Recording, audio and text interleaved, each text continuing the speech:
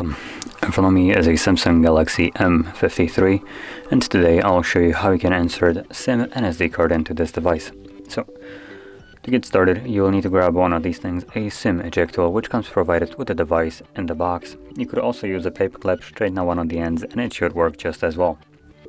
So, once you got one or the other, you're going to pop out the tray, which is located on the upper left side of the phone, where the pin is holding right now. You're going to push the pin in, and you will see that the tray pops out just a little bit, enough for you to grab it and take it out. Now on the tray you have space for a dedicated SIM card and then a SIM/SD tray, so you can put one or the other. If you're planning to use two different SIM cards, you just place the second SIM sideways on the SD tray like this.